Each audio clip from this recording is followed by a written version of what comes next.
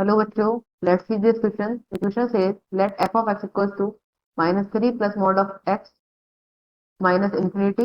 X is greater than minus infinity and lesser than 1, and a plus mod of 2 minus x. X is greater than equals to 1 and lesser than infinity. G of x है 2 minus of mod x greater than minus infinity and lesser than 2, minus b plus signum of x. X is greater than equals to 2 and lesser than infinity, where sin x denotes the signal function of x. If hx equals to fx plus g of x is discontinuous at exactly one point, then which of the following is not possible? So इस question को solve करते हैं. इसको solve करने के लिए की concept है डिसकंटिन्यूअस फंक्शन. तो discontinuous function, a function, a discontinuous function is a function with at least one point where it fails to be continuous. Means अगर हमारा कोई फंक्शन है और वो डिसकंटिन्यूअस है, डिसकंटिन्यूअस कब होगा?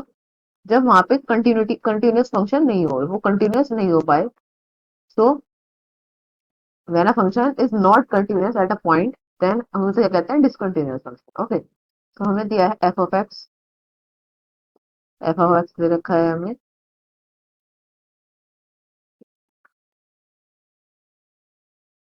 -3 plus mod of X. X is greater than minus infinity and lesser then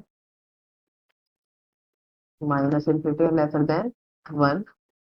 A plus 2 minus a plus mod of 2 minus x. X is greater than equals to 1 and lesser than infinity. G of x है 2 minus mod of minus x, और x is greater than minus infinity and lesser than 2, and minus b plus signum function of x. X is greater than equals to 2 and lesser than infinity. So मैं बताना है h of x equals to f of x plus g of x. So h of x क्या हो जाएगा हमारा?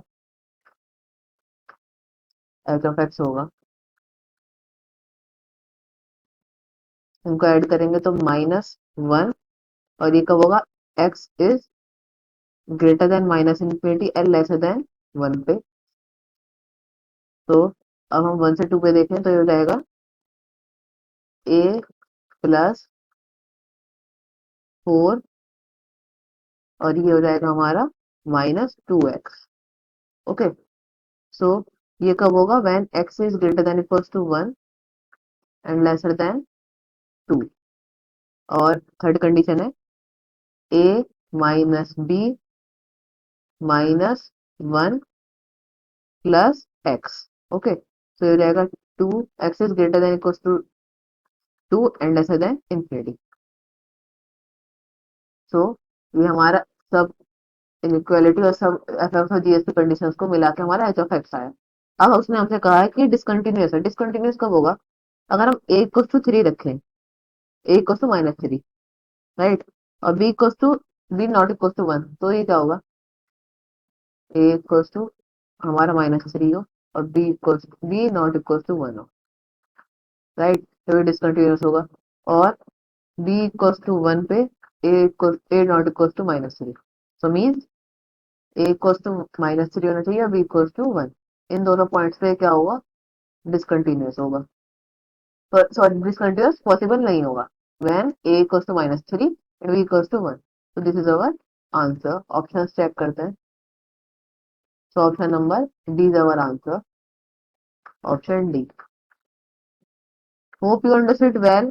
Thank you.